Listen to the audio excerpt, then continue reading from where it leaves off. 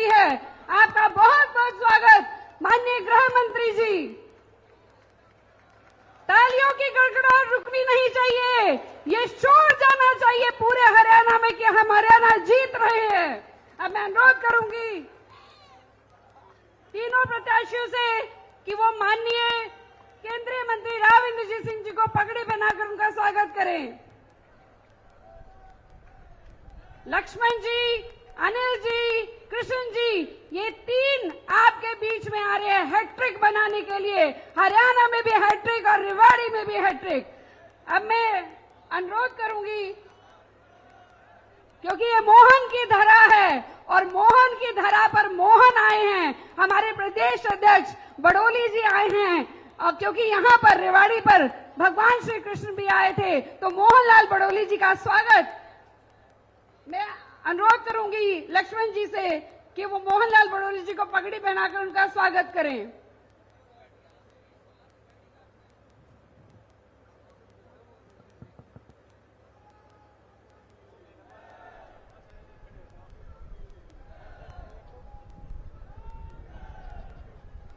भारत माता की, भारत माता की, भारतीय जनता पार्टी, भारतीय जनता पार्टी। अब मैं अनुरोध करना चाहूंगी अहिरवाल के विकास पुरुष, जिन्होंने अपनी सोच से क्षेत्र की तस्वीर बदल दी है। आने वाली पीढ़ियां याद करेंगे किस प्रकार से उन्होंने यहाँ पे रोजगार के अवसर खोले हैं। इस क्षेत्र में एम्स दिया है। एक लंबे राजनीतिक करियर के बावजूद भी उन पर 1 रुपए का भी दाग नहीं है। हम सबके प्रिय नेता राव इंद्रजीत सिंह जी को मैं अनुरोध करूंगी वो आए और अपना संबोधन दें।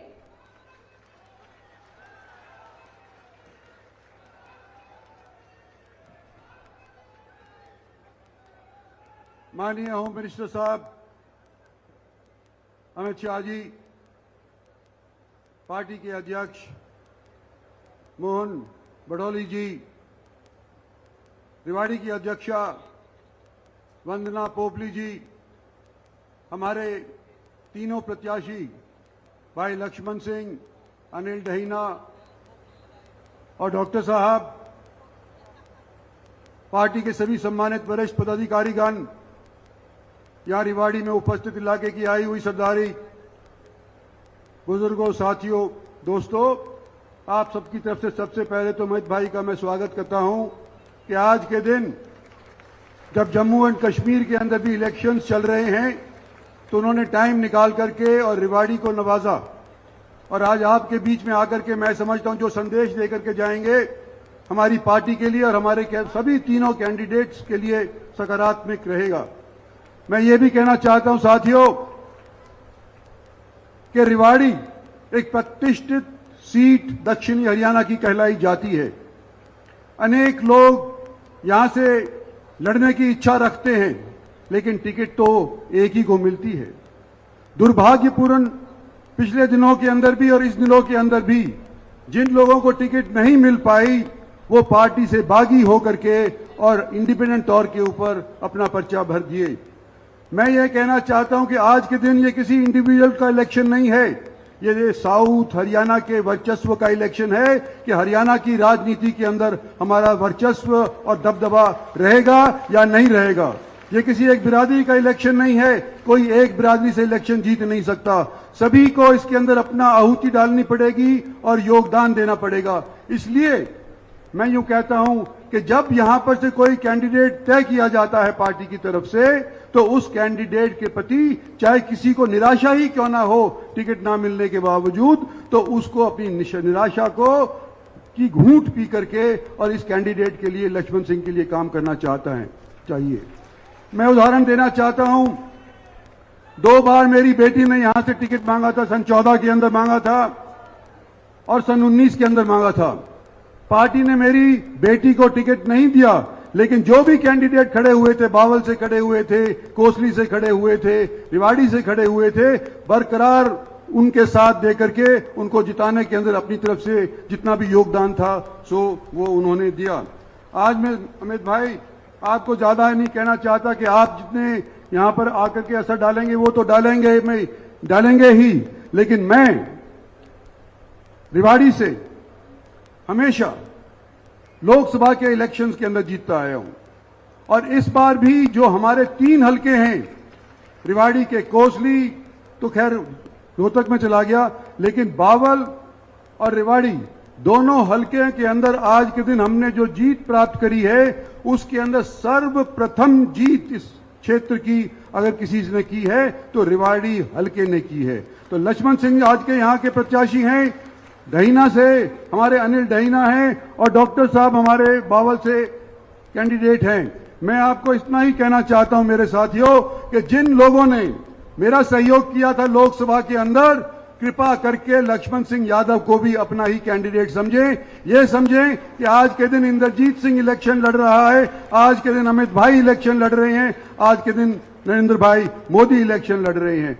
हम इस रेवाड़ी की सीट को किसी सूरत में नहीं खो सकते, क्योंकि कहा जाता है कि रेवाड़ी से ही दक्षिणी हरियाणा की राजनीति चलती है।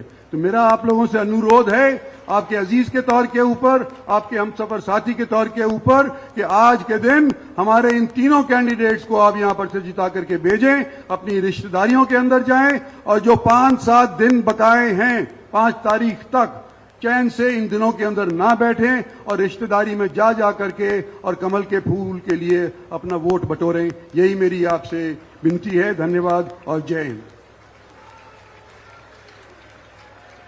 बहुत बहुत धन्यवाद राव इंद्रजीत सिंह जी। मुझे लगता है कि ये जो भीड़ बता रही है, ये जोश बता रहा है कि जनता ने अपने नेताओं का साथ देने का मन बना लिया है और हरियाणा में तीसरी बार सरकार बनने जा रही है। और अब जिनको सुनने के लिए रेवाड़ी जिले का अपार जनसमूह इकट्ठा हुआ है, हिंदुस्तान की राजनीति के चाणक्य, जिनके फैसलों की पूरी हिंदुस्तान सराहना करता है, जिनके फैसलों से पड़ोसी देश में थर्राता है, जो कहते हैं वो करके दिखाते हैं, ऐसे राजनीतिक पंडित केंद्रीय गृह मंत्री माननीय अमित शाह जी से आप आए, अपना संबोधन दें और रेवाड़ी की जनता की विकास की दिशा दें।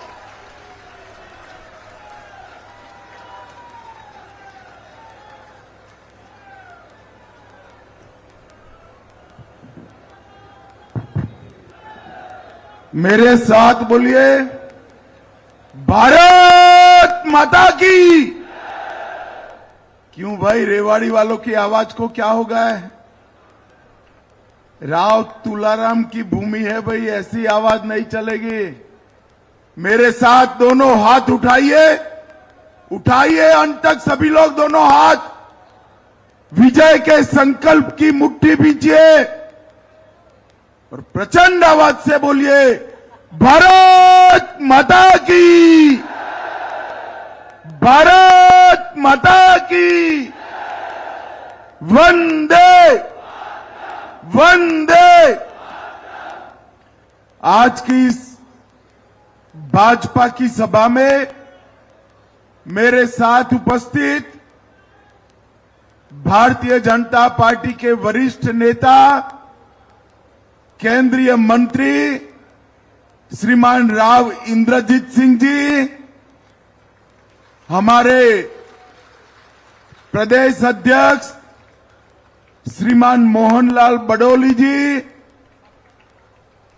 हमारे सुरेंद्र नागर जी, जिला अध्यक्ष डॉक्टर वंदना जी, श्री अरुण चतुर्वेदी जी, हुकमचंद जी, और आज जिन 3 प्रत्याशियों को मैं जिताने के लिए आया हूं, ऐसे हमारे आगे आइए लक्ष्मण जी, श्री लक्ष्मण यादव रेवाड़ी, ताली बजाइए जोर से जरा। डॉक्टर कृष्ण कुमार जी बावल से, श्री अनिल यादव जी कोसली से, तीनों के लिए जोर से ताली बजाइए जरा। भाइयों बहनों, ये तीनों प्रत्याशियों को प्रचंड बहुमत से जिताकर हमने चंडीगढ़ भेजना है। ये बात हम सबको याद रहनी चाहिए। बैठिए भाई साहब। आज सबसे पहले मोती चौक घंटेश्वर मंदिर को प्रणाम कर मेरी बात की मैं शुरुआत करता हूं। रेवाड़ी आया हूं तो सन 57 की क्रांति के महानायक हरियाणा के ही सुपुत्र श्री राव तुलाराम जी को उनकी देश के लिए किए हुए कामों के लिए प्रणाम करता हूं। भाइयों बहनों, ये हरियाणा की भूमि बलिदान और वीरता की भूमि है। ये हरियाणा की भूमि ज्ञान, अध्यात्म और गीता की भूमि है। ये हरियाणा की भूमि शक्ति और समृद्धि की भूमि है। ये हरियाणा की भूमि से हम सब गुजरात से आते हैं। हमारे यहां गुजरात में हरियाणा, पंजाब उसको बड़े सम्मान से देखते हैं, क्योंकि हरियाणा ये भूमि है जिसकी माताओं ने सेना में हर 10वां जवान हरियाणा का लाल भेजने का काम किया है। आज देश की सीमाएं सुरक्षित है, जम्मू कश्मीर सुरक्षित है, तो इसमें हमारे हरियाणा के जवानों का बलिदान, वीरता और शौर्य शामिल है। भाइयों बहनों, आज मैं यहां आया हूं तब मुझे याद है मोदी जी ने 2014 के प्रचार की शुरुआत यही हरियाणा से की थी, यहीं से की थी। और उन्होंने वादा किया था कि 40 साल से 1 रैंक 1 पेंशन का जो मांग हमारे सेना के जवानों का, उनके परिवारजनों का है, उसको हम पूरा करेंगे। इंदिरा गांधी से लेकर सोनिया गांधी तक 40 साल तक कांग्रेस ने वादा पूरा नहीं किया।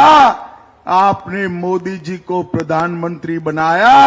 मोदी जी ने 2015 में 1 रैंक 1 पेंशन देने का काम कर दिया। और आज 1 महीने पहले 1 रैंक 1 पेंशन का तीसरा वर्जन भी लागू करने का काम हमारे प्रिय नेता नरेंद्र मोदी जी ने किया है। भाइयों बहनों, ये कांग्रेस हमेशा सेना का अपमान करती है। यही कांग्रेस पार्टी है जिसने सेना अध्यक्ष को गुंडा कहने का दुस्साहस किया था। कांग्रेस ने कभी सेना का सम्मान नहीं किया।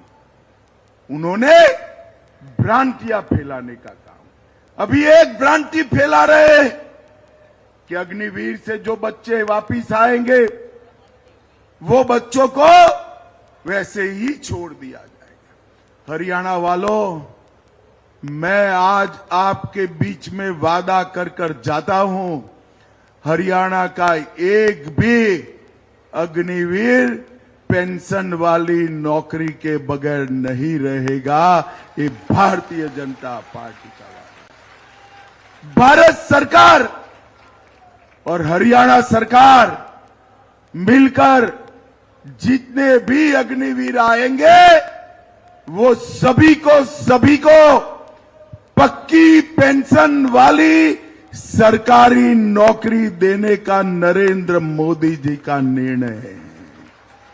और भाइयों बहनों, ये राहुल बाबा, उनको कोई काम नहीं है, अफवाह फैलाने के बगैर कोई काम नहीं करते हैं। और इसीलिए हमारा हरियाणा इतना पिछड़ गया था। कांग्रेस की सरकारें चलती थी, एक मुख्यमंत्री आता था,